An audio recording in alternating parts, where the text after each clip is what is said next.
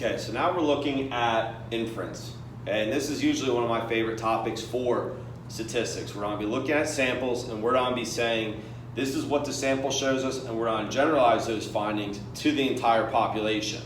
Okay, so really what we're doing, inference means comparing. We're going to take our sample and we're going to compare that to the population. Okay? Now, there's a bunch of different ways we're going to do this. This is intro to inferencing, so we're going to look at hypothesis testing, we're going to look at confidence intervals, we're going to look at really just some basic examples of how to do the calculations, and once we're done the calculations, what are the numbers telling us.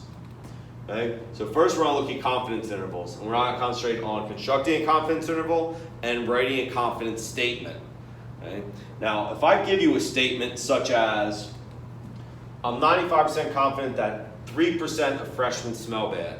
Okay? That really locks you in. Yes, we're saying we're only 95% confident. Again, statisticians always has a way out. Okay? They're not going to say we're 100%. This is going to happen 100% of the times. We're going to say 95% because we're not looking at the whole population. We're only looking at the sample, and then we're going to generalize that to the population. Okay? But the issue that I really have with this is saying that 3%. That 3% is locking you in that has to happen. That 3% is going to be the number of freshmen that smell bad. Okay? What's nice with intervals, though, we're not going to have a range. We're not going to have a low end and a high end. We're only looking at samples, so we know, okay, it might be a little lower, it might be a little higher, and that's the interval that we're going to calculate to give us that little wiggle room to the left or right, to give us that chance. Okay, we don't know exactly what it is, but we know the average or the proportion of the population is going to fall into that range. Now, before we start finding the actual intervals, we got to talk about the sample proportion, and we need to talk about the parameter of interest. Now, the sample proportion, this is when we are taking a sample, and this is a value we can actually calculate about the sample. Okay? Okay, it's a statistic, it's a numerical value, and we're going to be looking at either percent or average. Okay, and since these are sample proportions, the two symbols we're going to be using, okay, if we calculate the proportion of a sample, that's going to be p hat for the percent or proportion. Average is going to be our x bar. Okay, so those sample proportions, we can actually calculate that. Now, the parameter of interest, this is what that number is. Okay, this is going to be what that number is about the sample that we're going to generalize to the population. So this describes the situation, and it's not being sentence form. Okay, it's not say, okay, the 50% we found of the sample, but what is that 50%? What is that value actually saying? So here's an example I want to look at. Bob is taking a survey of unemployed males of age 20 to 30, and the reason they believe they are currently unemployed. 190 men were questioned, and 31 said they are unemployed due to the lack of skills. Okay? So all I want to do for this, find a sample proportion, find the parameter of interest, or identify the parameter of interest. Okay? So yeah, proportion. And again, you're going to have to read the problem to decide, are we doing percent or are we doing average? Okay? Well, this is telling us that we have this many people, 31 people said they're unemployed due to lack of skills out of the 190. So right there is the key to know that we're looking at proportion. So to find our sample proportion, a quick little division problem, 31 divided by 190, 0.163, I have it rounded there a little bit, 16.316%. Now the parameter of interest, that's the parameter of interest is going to tell us what is that 16.316%. If you just showed up and you looked at this number, okay, you know there's the percentage, but what is it? Okay, what is that percentage? The proportion of males aged 20 to 30 who were unemployed due to the lack of skills. Okay? So here's the actual value of the sample, and then this is telling us what we're going to generalize it to. This is what it's going to say about our population. Okay? So we need to know those two things to actually, because that's very important for writing our confidence statement, and the sample portion is very important to actually doing the calculations for the confidence interval. So there's two types of confidence intervals we are going to look at. Okay? We have our proportions, which is percent, and we have our mean, average. Okay? So we're going to need to know how to calculate both of those. So we're going to look at the confidence interval for proportions first, and it's going to be important. Throughout this whole chapter, we're going to have proportion, average, proportion, average. You're going to need to read the problem and decide which type of inference are we doing. Okay? These are going to be our examples for proportion. The pieces you need to be able to calculate your sample proportion, which is our p-hat. We have a critical value. Now I'm going to label it as CV, so I'm consistent with what the label is for the critical value for the average and proportion. For the proportion, we're going to be using the normal distribution and then the sample size. Okay? And sample size variables on be little n. Okay? So there are the three pieces. The formula for both proportion and average is based off of your estimate and the margin of error. Now we have plus minus there because again, it's an interval. Our estimate is going to be the midpoint, and that plus minus finds our lower end and finds our upper end for the interval. And that margin of error, it's exactly what it is. Margin of error is how wrong can you be low, how wrong can you be high. Okay? And since it's the same value, it's going to be equal. Both directions, it's going to be the same distance from that midpoint, our estimate. Now, this is the general formula. When we're actually looking at the calculation, once we decide it's a proportion or average, now we have the details of do we need average or do we need the sample proportion? What type of critical value are we going to find? So here's our formula for the proportion. We have p-hat plus minus our critical value times the square root of p-hat, 1 minus p-hat divided by n. Okay? So there's a little more pieces to it that I'm not going to go into too much detail. We have our standard error, which is the square root p-hat, 1 minus p-hat divided by n. That should look a little familiar when we're talking about the central limit theorem earlier in the course. When you multiply that standard error with the critical value, now this whole back piece becomes our margin of error. Okay, so if I ask you to identify the margin of error, that would be all that back end is the margin of error. Okay?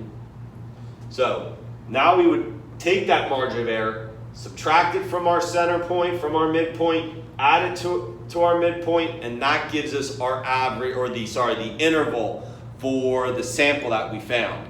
And if all the conditions are met, we can take that sample and generalize it to the population. I'll say this a couple times throughout all these videos. We are going to assume all conditions are satisfied. Okay, so all conditions are satisfied, so all of these intervals, hypothesis tests that we're going to do, they are all considered valid tests and everything's good to go.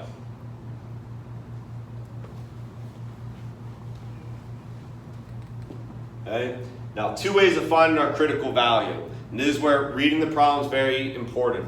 If I tell you to use the 68, 95, 99.7 rule, okay, that's going to give us our critical value, and depending on how confident we're going to be, our critical value is either going to be 1 if you're 68%, 2 if you're 95%, or 3 if you're 99.7%. Again, this is definitely fudging things a little bit, okay, if we're using that rule, but that's one way that we're going to use the critical value. The other way, I'm going to give you a chart that has all the normal distribution values in there. Okay, so it'll tell you what your critical value would be, again, depending on the percentage. So read the problem carefully, know which method we're using to find our critical value. Here's an example of the chart. So it has our confidence level, and then it has what the critical value is. So if I say be 90% confident, 90%, our critical value would be 1.64. 99.9%, that's 3.29. Okay? So that's if I tell you to use the chart that you should have in your notes then. Okay, so let's get to the example. Okay? When 538 students at E-Town High School were asked if they had ever been to Lancaster City or Harrisburg, 329 said no. Construct a confidence interval that is 99.7% confident about how many kids have never been to Lancaster City or Harrisburg. Use the 68, 95, and 99.7 rule. Okay? First thing we're going to do is identify the pieces they give us. They give us a total. They're asking 538 students. So that's going to be our N. And they're saying 329 said no. That's our X value. We have our confidence level is 99.7, and it's telling us to use the 68, 95, 99.7 rule. Okay, so here's our formula up here. So let's put all of our pieces together. Doing some quick calculations, we have to find our p-hat, our critical value, and our N. And if we find all those, then we can start plugging them into the formula. Right? So rounding a little bit, we would have 329 divided by 538. And that for our p-hat, our sample portion, is 0.612. Our critical value, since it says being 99.7%, remember this rule is 1, 2, 3.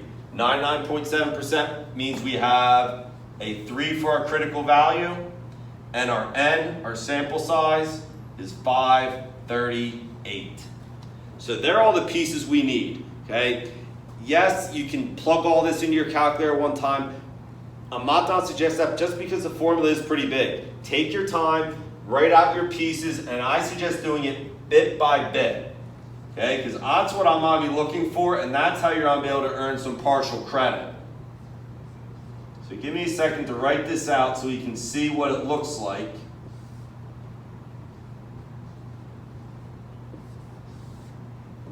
Okay, so I have 0.612 plus minus 3 times the square root of 0.612 times 1 minus 0.612 divided by 538. So all those pieces are again plugged into this formula. And again, yes, you can do it all at once. My suggestion is to take it bit by bit. I always start off by doing what's inside the square root. That's standard error first. Okay, and I would rewrite it. So we would have 0.612 plus minus 3. If you want to take it second, plug that in, see if your numbers are on match up.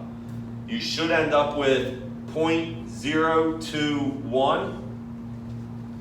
And now I'm going to multiply the 3 times the 0.021. 0.612 plus minus point, and that ends up being 0.063. Now that is our margin of error. That 0.063 is our margin of error. So in case I ask you to identify the margin of error, right there it is. You can tell me 6.3%. And now you're just going to add and subtract this. Again, it's plus minus. You need a lower end and a higher end. And we would have 0.549 to 0.675. Now, there is our interval in decimal form. We subtract it once to get our low end, 0.549. We add it once to get our high end, which is 0.675. So right here is all the calculations we need. So make sure you have those down and make sure you understand where these numbers are coming from. Make sure you plug this in directly to get 0.021. Make sure you multiply correctly at 0.063, and then you add and subtract. Okay? Now, here's the construction of the confidence interval. Now, what you need after the confidence interval is something called a confidence statement. Okay? And this confidence statement is going to start putting in the parameter of interest to actually say what these numbers represent. Okay, so I'm going to erase all this. And now the confidence statement, I always like to say statistics is not creative writing. Okay? Everyone's confidence statement should be very, very similar to each other. So when I put this on the board, okay, so everyone's statement should be very similar to this. Now some key points here. Okay? I'm 99.7% confident that the true proportion of E-Town high school students who have not been to Lancaster or Harrisburg is between 54.9 and 67.5%. We are telling people how confident we are. I'm 99.7% confident. We're not 100%. Again, we just took a sample. We're on generalized it to the population, but we're 99.7% confident. We're talking about what type of interval we're looking at, what statistic. We're looking at a proportion in this case. And then after that, we need to talk about the parameter of interest. We're telling the population is E-Town High School students, and we're talking about students who have not been to Lancaster or Harrisburg.